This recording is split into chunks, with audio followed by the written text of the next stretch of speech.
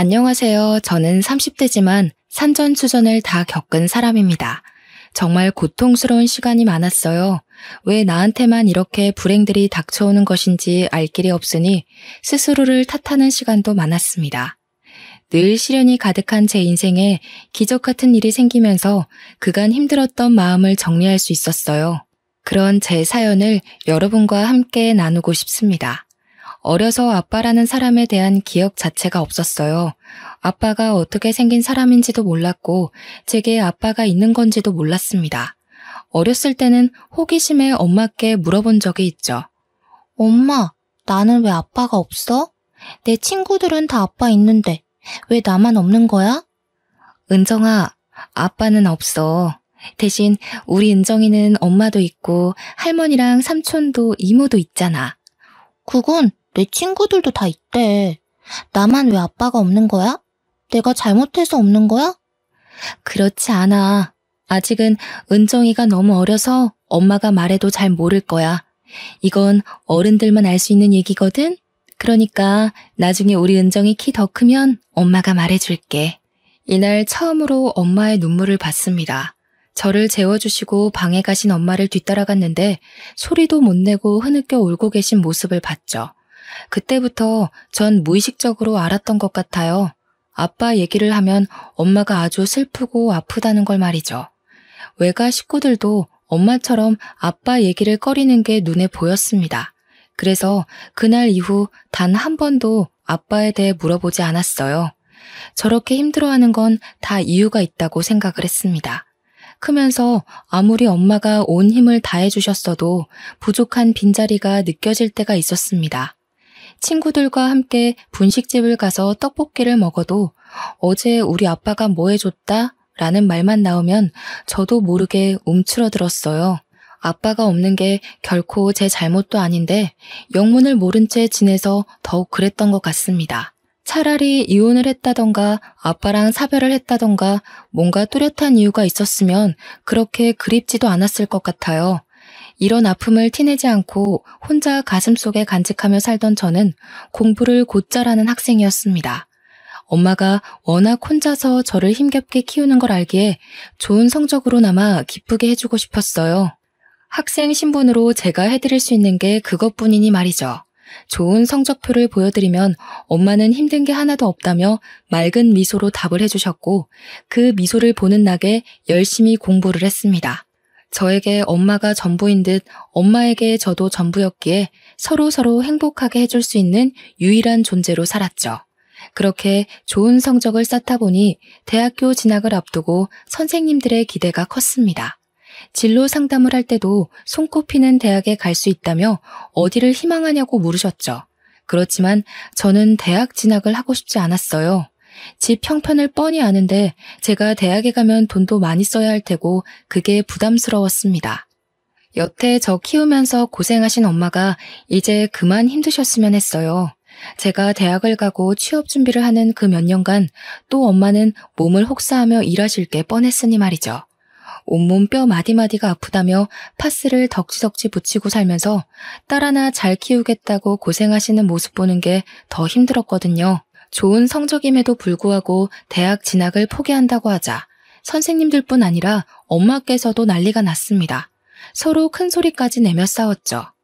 최은정, 담임 선생님이 전화까지 왔던데 너 대체 대학을 안 간다는 게 무슨 소리야? 그 성적에 대학을 왜 안 가? 나 취업해서 돈 벌 거야. 공부하고 싶어서 한 것도 아니고 학생 신분으로 엄마 기쁘게 해줄 수 있는 게 공부밖에 없어서 한 거였어. 난 공부를 더 하고 싶지 않아. 너 지금 그게 무슨 말이야?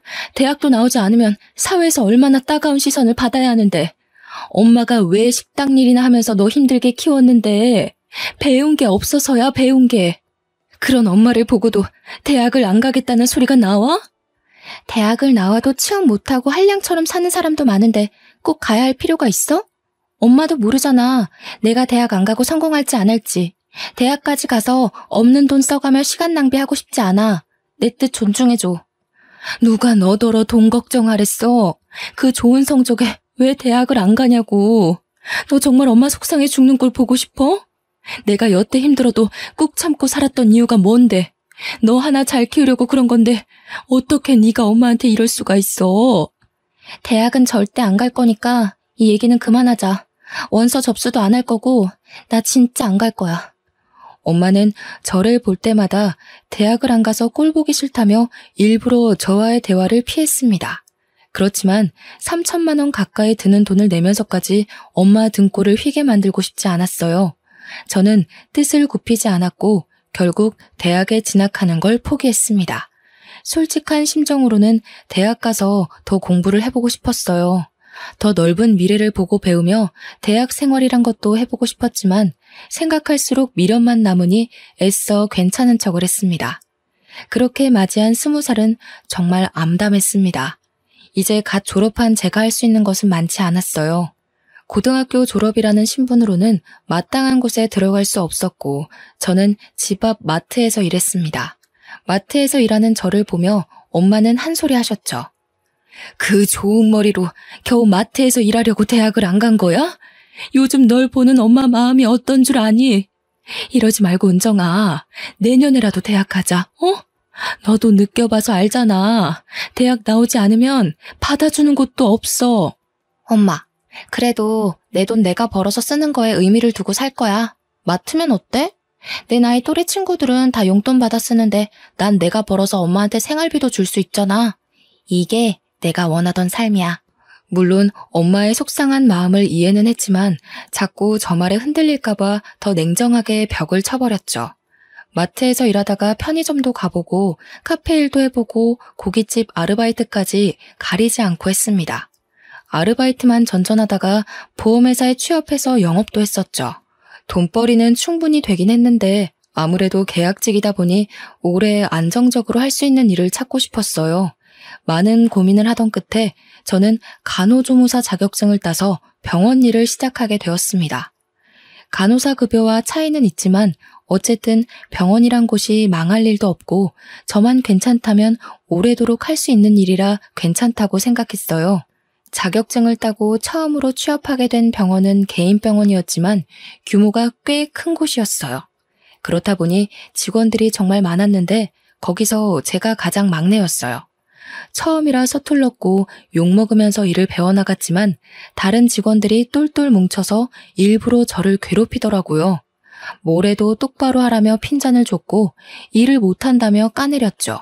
솔직히 아침에 눈 뜨면 출근하기 싫었던 날이 하루 이틀이 아니었습니다. 그러나 고작 저런 사람들 때문에 내 소중한 첫 직장을 잃고 싶지 않았어요. 매일 욕먹기 바빴고 잡무는 모두 저에게 시켜놓고 본인들은 놀기 바빴습니다. 그래도 묵묵히 주어진 일에 최선을 다했어요. 10명이 넘는 직원들이 본인들의 실수까지 저에게 덮어씌웠고 저는 막내였음에도 상부에게 이름을 떨칠 정도로 욕을 많이 먹었어요. 말 그대로 왕따 생활을 지속해 나갔지만 문득 그런 생각이 들었죠. 저렇게 살면 좋을까? 내가 당하는 모습을 보면 희열이 느껴지나? 라고요. 너무 당하고만 있지는 말자는 생각이 점점 들었습니다. 그나마 조금 버틸 수 있던 이유가 그 병원에 계시던 이사님 덕분이었어요. 이사님은 꽤 젊은 남성분이었는데 옷도 깔끔하게 입으시고 직원들을 존중해주는 모습이 참 좋은 분 같아 보였거든요. 그런 이사님은 직원들에게 괴롭힘 당하는 저를 내내 지켜보셨다고 합니다. 그리고 참지 못해 화를 내시고 말았어요. 이사님이 폭발하신 날은 주말 근무를 짜는 날이었어요. 매번 주말 근무를 제게만 몰아주는 바람에 몇 달째 제대로 쉬지도 못하고 있었습니다. 설마 이번에도 그럴까 싶었는데 역시나였죠. 자, 이번 주말 근무는 누가 서기로 했어요? 아, 그거 은정쌤이 한다던데요? 돈 많이 벌고 싶나 봐요. 주말 근무를 아주 싹 쓸어가네요. 은정쌤 주말 근무할 거예요? 본인 의지가 맞아요? 아, 죄송하지만 이사님, 몇 달 내내 주말 근무 세우시는 바람에 한 번도 제대로 쉰 적이 없어요. 너무 힘들어서 못하겠어요. 뭐야, 아까랑 말이 다르잖아. 왜 그래, 은정쌤? 저랑 무슨 대화를 하셨나요? 안 하셨잖아요. 매번 저랑 대화도 안 해놓고 마치 제가 그렇게 하겠다고 한 것처럼 말씀하지 마세요. 저도 더는 못 참겠네요. 이럴 줄 알았어. 다들 은정쌤 너무 괴롭히는 거 아니에요? 이거 해고 사유에 포함되는데 다들 계약서 제대로 안 읽어봤나 봐요? 가족보다 오랜 시간 함께 있어야 하는 우리 직원들 사이에서 이런 일이 생기는 게 믿기지 않네요. 제가 알게 된 이상 이 시간 이후로 같은 일이 반복되면 조치 취할 거니 그렇게 하세요. 이사님은 정말 단호하게 직원들에게 경고를 해주셨어요. 솔직히 너무 감사했습니다. 그렇다고 해서 저 직원들이 저를 괴롭히던 게 하루아침에 사라지진 않았지만 슬슬 눈치는 봤죠. 이사님 말씀도 있고 저 역시 발끈해서 성질을 부렸으니 눈치가 보이겠죠. 하나라도 더 챙겨주고 싶어 하시는 이사님과 있는 시간이 많아졌고 제게 직접 일을 시켜주셔서 직원들과 부딪히는 일이 줄었습니다. 그렇다 보니 병원에서 웃는 시간이 점점 많아졌고 이사님에게 저도 모르게 사심을 품었어요. 감히 신입 주제에 이사님을 좋아한다는 게 저 자신도 웃겨서 마음을 감췄습니다. 그러나 사랑하는 마음이란 게 어디 숨겨지나요? 표정에서부터 벌써 티가 나는걸요. 결국 이사님은 저에게 저녁에 끝나고 술 한잔을 하자고 하셨죠. 너무 설레는 마음에 그날 일이 손에 잡히지 않을 정도로 두근거렸습니다. 이사님과는 이날 이후로도 같이 저녁을 먹거나 휴무를 맞춰서 데이트를 즐겼습니다. 그리고 고백을 받았고 진지하게 만나게 되었죠. 제 인생의 첫 남자인 그 사람은 병원에 있는 악의 무리로부터 저를 지키고자 더 노력을 해줬어요. 그러다 결국 저희 두 사람이 연애 중이란 사실을 하필 입이 제일 가벼운 직원에게 들켰죠. 병원 전체에 소문이 퍼지는데 30분도 안 걸린 것 같습니다. 순식간에 퍼진 소문에 안 그래도 절 미워하고 괴롭히던 직원들은 입에 걸레를 물었는지 앞에서 대놓고 저를 따돌렸습니다. 이사님이 저희 병원에서는 올려다볼 수 없는 나무 같은 존재였거든요. 그런 이사님을 그토록 미워하는 제가 가져버렸으니 배가 아플 만도 하죠. 연애 중인 걸 안 이후부터는 말로 표현할 수 없을 정도의 괴롭힘을 당했습니다. 그 전까지는 업무로 괴롭혔다면 이제는 인격 모독을 하며 저라는 사람 자체를 괴롭히기 시작했죠. 아무리 독한 저라도 도저히 견딜 수가 없었습니다. 결국 퇴근길에 주저앉아 울어버렸죠. 나 정말 여기 못 다니겠어. 하다 이제는 날 화장실에 가둬버리잖아. 내가 무슨 죄를 지었다고 이렇게 날 못 살게 구는 건지. 버티려고 했는데 더 이상은 못 버티겠어. 이 사람들이 대체 왜 그러는 거야? 당신 너무 잘나서 질투나서 그런 것 같아.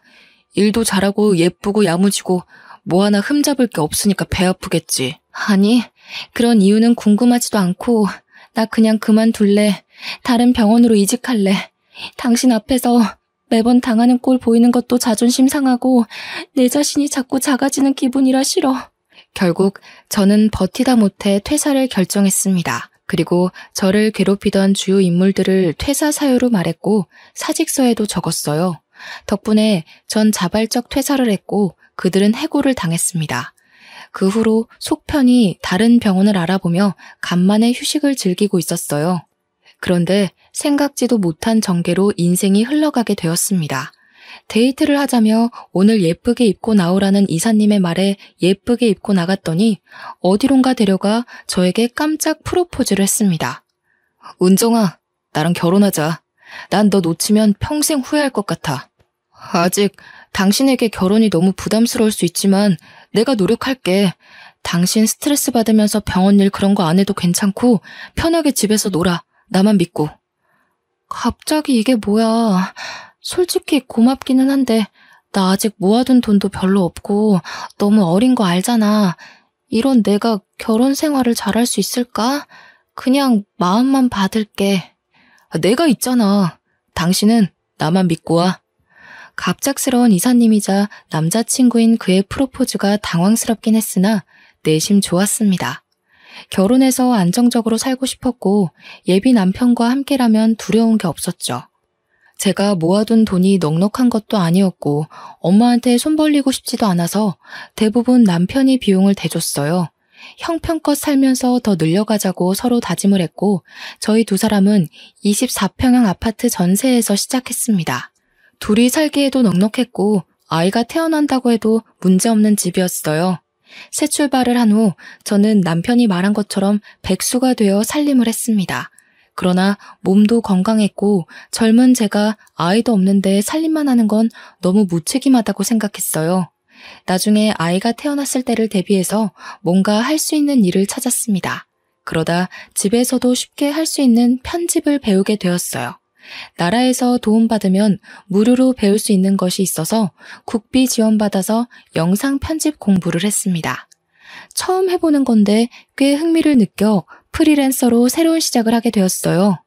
이런 저를 보며 남편은 늘 칭찬을 아낌없이 해줬습니다. 우리 와이프가 최고야. 그냥 집에서 쉬라니까. 이런 걸 공부해서 돈벌이까지 하고. 진짜 내가 여자 하나는 제대로 만났어. 아직 애도 없는데 그냥 놀기에는 조금 그렇잖아. 몇 푼이라도 벌어야지. 늘 고맙고 대단해. 당신은 정말 최고의 여자야. 남편은 제게 늘 대단하고 최고의 여자라는 말을 많이 해줬어요. 한때는 자존감도 떨어지고 자신감도 부족했던 제가 남편에게 늘 이런 말을 듣다 보니 어느새 어깨가 으쓱해졌습니다. 편집 일을 시작하면서 제 하루는 달라졌어요. 기존에는 살림하고 청소하고 남편이 퇴근하길 하염없이 기다렸다면 이제는 오전에 집안일을 모두 끝내두고 일을 했습니다. 제가 일을 많이 할수록 돈은 더 벌리는 구조라서 새벽에도 안 자고 일을 할 때가 많았어요. 물론 피곤하긴 했으나 노는 것보다 돈 버는 게 더 좋았습니다. 남편과의 결혼 생활은 안정적이고 순탄하게 흘러갔고 그런 저희 부부를 보며 친정엄마는 기뻐하셨어요. 너무 일찍 시집가는 딸이 걱정되셨을 법한데 잘 사는 모습을 보여드릴 수 있어서 저도 좋았습니다. 그러던 중 시댁에 문제가 생겼습니다. 시모가 동네 친구가 추천하는 종목에 잘못 투자를 했다가 사기를 당하고 말았습니다. 말 그대로 하루아침에 몽땅 재산을 잃게 되었죠. 재산이라고 할 정도로 여유로운 건 아니었으나 자가집이 경매로 넘어가는 상황에 이르렀어요. 이어 개인 회생까지 해야 했습니다. 그제서야 시모는 저희 부부를 찾아와서 말했어요. 내가 미안하지만 지금 상황이 너무 안 좋아. 동훈이 너희 아빠는 엄마가 사고 한 번 쳤다고 바로 이혼하자고 하고 연락도 안 받고 엄마가 지금 갈 곳이 없어. 그 집도 이제 곧 경매로 넘어가서 빼줘야 하는데 어쩌면 좋니? 그러게 왜 무작정 투자 같은 걸 하셨어요? 세상에 믿을 사람이 어딨다고. 제가 늘 말씀드렸죠? 사람 믿지 말라고. 막말로 그렇게 투자해서 일확천금을 얻을 기회가 있으면 생판 남인 엄마한테 하라고 하겠어요? 본인 가족들이랑 하겠지. 이미 지난 일인데 이제 와서 그렇게 말한다고 뭐가 달라지겠어. 난 어쩌면 좋지? 저도 모르죠. 엄마가 일은 다 버려놓고 저한테 뭐 어떡하라고요. 내가 갈 곳이 있어야 돈을 벌든 할 텐데 당분간이라도 여기서 신세 좀 져야겠어. 오갈 곳이 없어지자 저희 집에서 함께 살자고 제안을 하는데 솔직히 불편할 것 같아서 싫었습니다. 제가 집에서 내내 일하기도 했고 시모랑 합가하는 건 원치 않았어요. 그러나 상황이 저러니 어쩔 수 없이 합가를 하게 되었습니다. 시모는 분명 저희 집에서 살며 일을 하겠다고 말씀을 하셨지만 여전히 백수 생활을 하며 팔자 편하게 지내셨어요. 몇십 년을 함께한 시부에게 이혼당하고 집도 날려먹었는데 혼자만 천하태평이었죠. 그런 시모를 보는데 대단하다 싶었습니다. 아마 저희 친정엄마라면 밤낮 가리지 않고 어떻게든 일해서 먹고 살려고 노력하셨을 텐데 라는 생각도 들었어요. 더 웃긴 건 시모와 합가를 한 후 저한테 시집살이를 시키는 거예요. 본인이 사고쳐서 합가를 하게 된 상황인데 며느리인 저를 몸종 다루듯 부려먹기 시작했습니다. 저 역시 집에서 내내 일을 하고 있는데 시모는 프리랜서로 편집 일을 하는 저를 이해하지 못했습니다. 얘, 또 방구석에 처박혀서 컴퓨터나 하고 있는 거야? 대체 온종일 그 앞에서 뭐하니? 그러고 있으면 뭐 돈이 나와? 어머님, 말씀드렸잖아요. 저도 일하는 거라고요. 여기 앉아서 노는 게 아니에요. 시끄럽고 뭔가 출출한데 잔치국수 좀 말아서 줘봐. 딱 오늘 날씨도 흐린 게 잔치국수가 당기네. 어머님, 저 이거 빨리 해서 넘겨줘야 해요. 그럴 시간이 없어요. 국수 만드는데 얼마나 걸린다고 유난이야. 세상에 너만 일하니? 그럼 시애미인 내가 직접 국수를 말아 먹어? 어머님, 제가 이 방에서 일할 때는 그냥 회사에 있다고 생각해 주세요. 회사에 있는 며느리 불러다가 국수 말아달라고 하실 거 아니잖아요. 이게 가만 보니까 너 나 무시하니? 집 좀 날렸다고 지금 무시하는 거야? 네가 뭔데 시애미 말에 토를 달아. 시끄럽고 당장 국수 말아와. 시모는 아무리 설명을 해줘도 이해하려 하지 않았습니다. 다 떠나서 눈치라도 볼 법한 상황인데 전혀 그렇지 않았어요. 또 먹는 건 얼마나 잘 먹는지 삼시세끼를 푸짐하게 차려서 대접해야 했고 중간중간 간식까지 달라고 명령했어요. 라면 하나를 먹더라도 부재료를 푸짐하게 넣어서 보기 좋게 대접해야 만족을 하는 사람이었죠.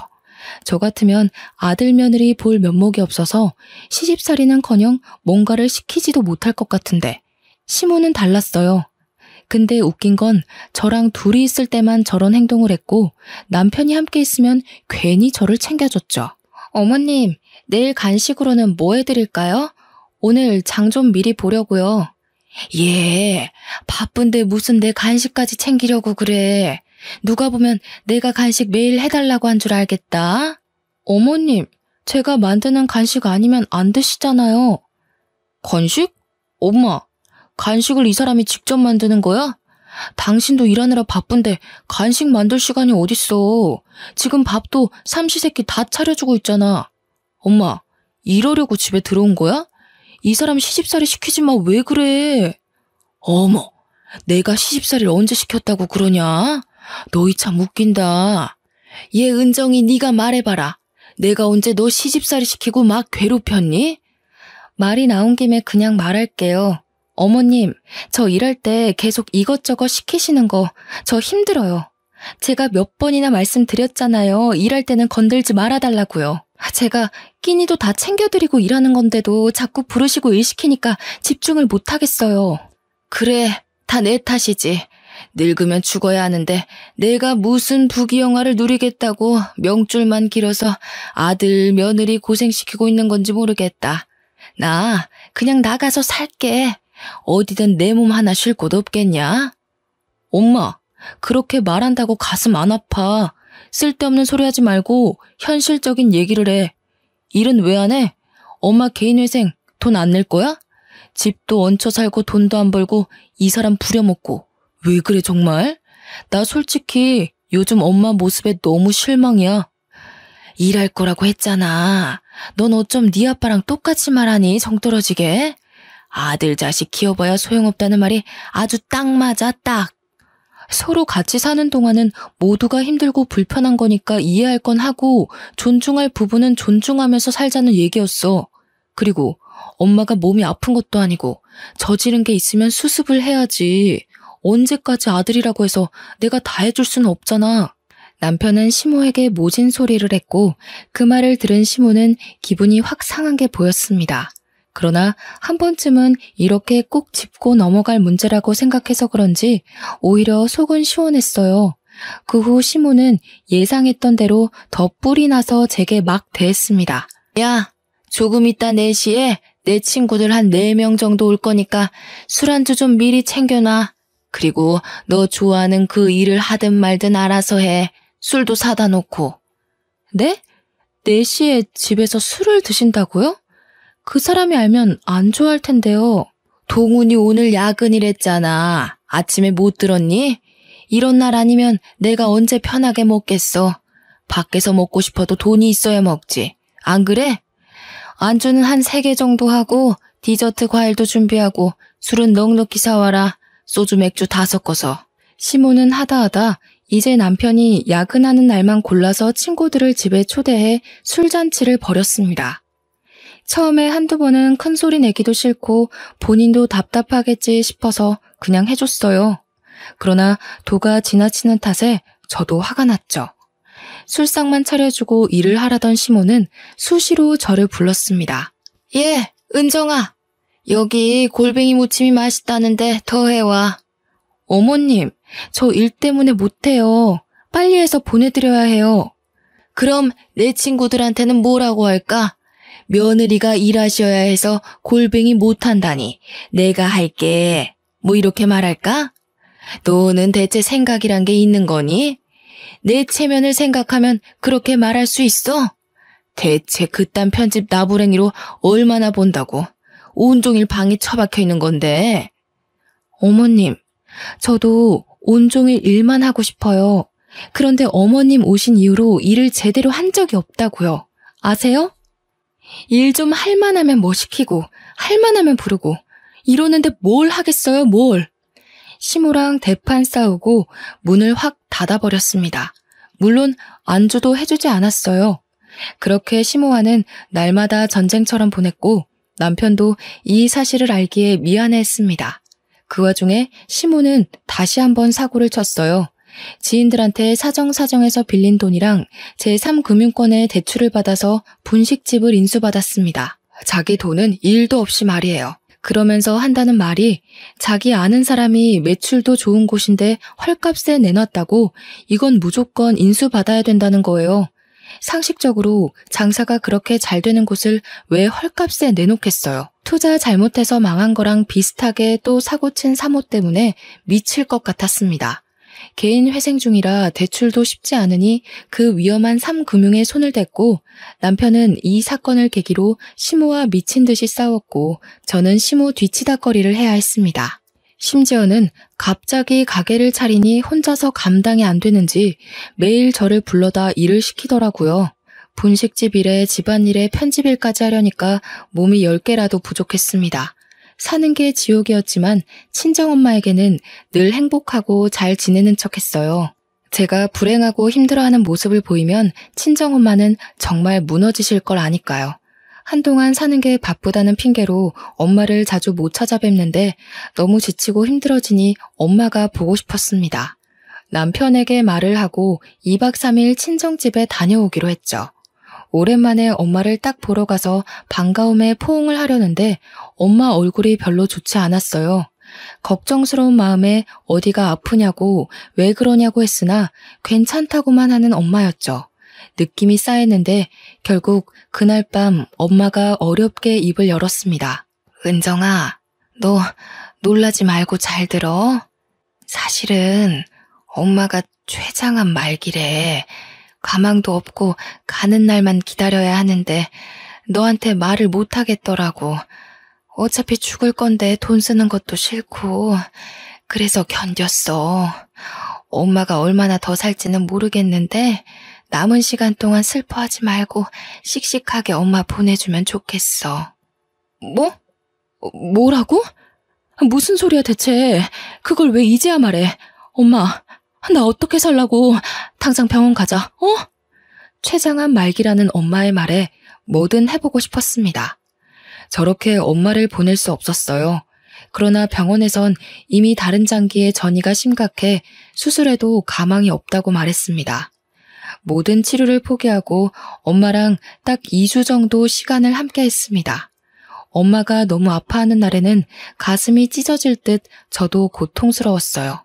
감히 고통이 어느 정도인지 상상이 안 가는데 그 와중에도 딸인 제가 놀랄까봐 마음껏 아파하지도 못하시는 모습이 더 아팠습니다.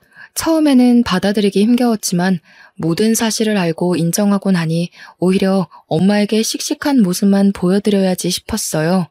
눈물이 나도 참았고 애써 웃음 지으며 그렇게 2주를 함께하고 엄마는 가셨습니다.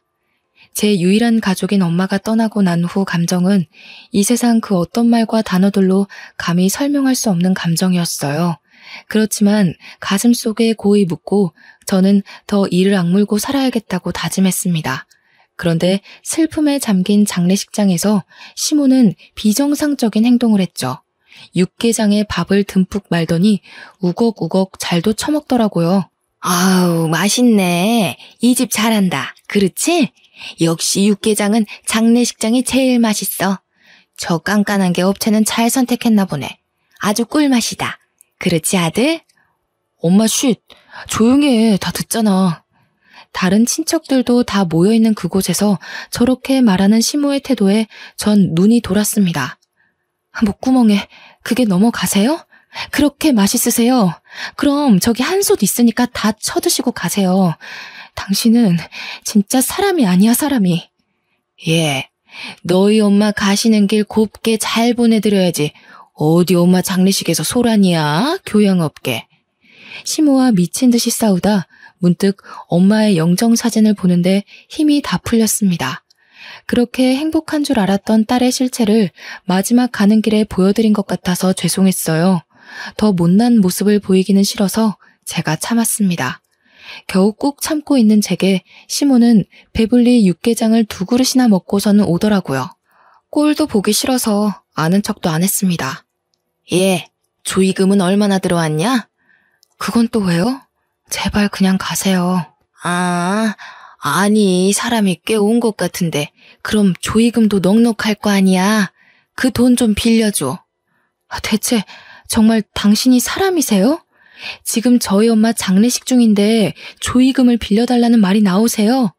아우 야, 사람이 태어났으면 다 죽는 거지. 죽는 게 뭐 대수라고 유난이야. 조의금은 돈 아니냐? 돈 빌려달라는 게 잘못이야? 끝까지 미친 짓을 하는 시모의 머리채를 당장이라도 쥐어 뜯어버리고 싶었는데 정말 꾹 참았습니다. 아마 엄마 장례식이 아니었다면 난리가 났을 거예요. 그렇게 겨우 엄마를 보내드렸고 이후 전 시모에게 정이 완전히 떨어진 상황이었습니다.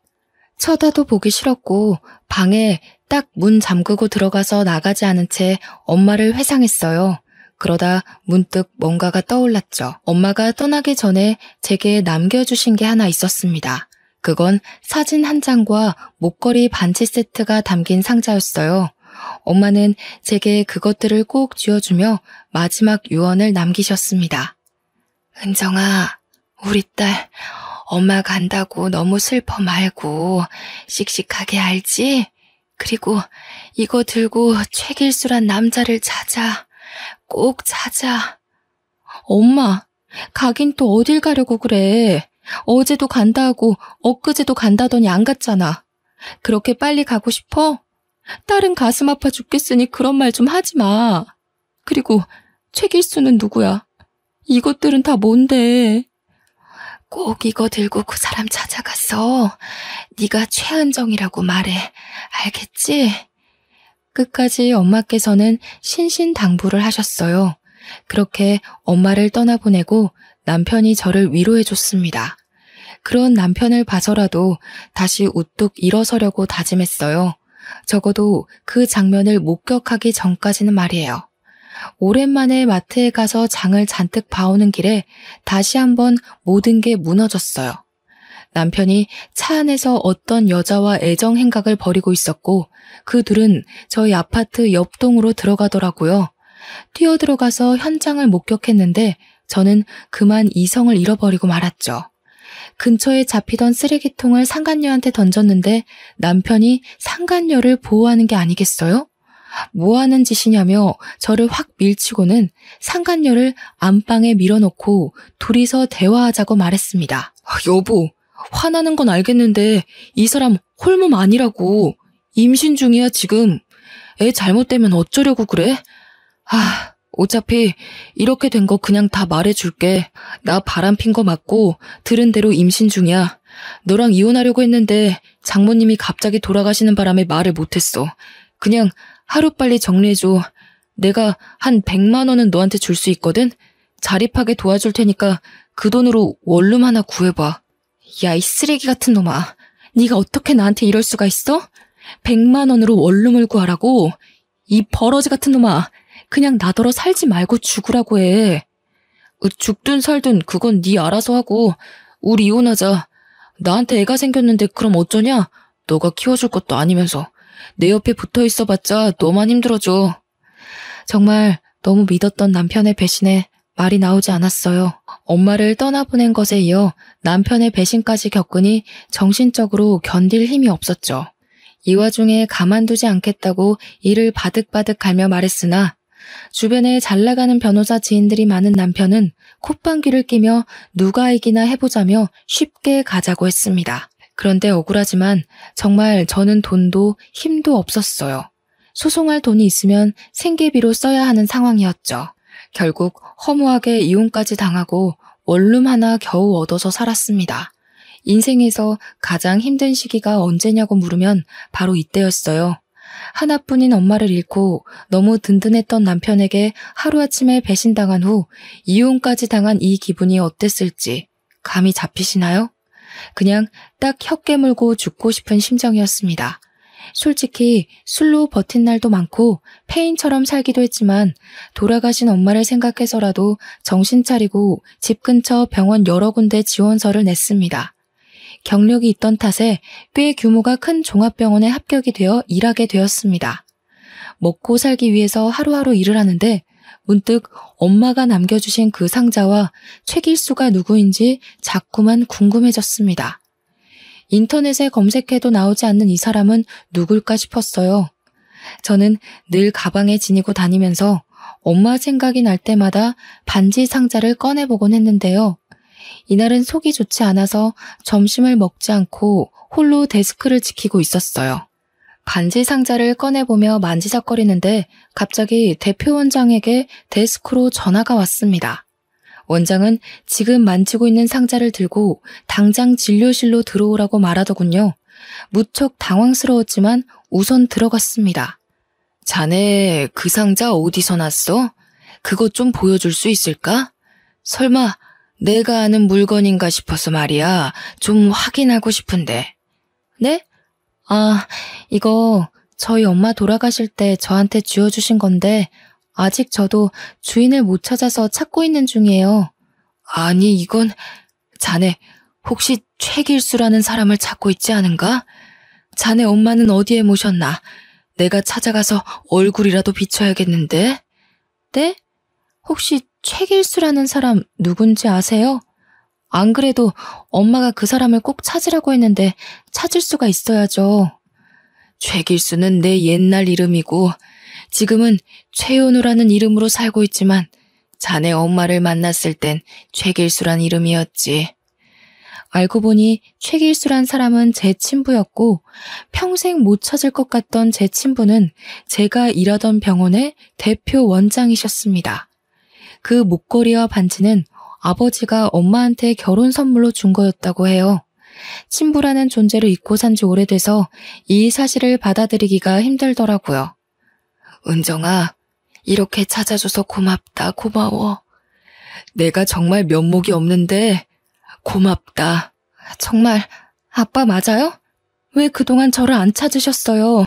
엄마랑 제가 그동안 얼마나 힘들었는데 저희를 버린 거예요?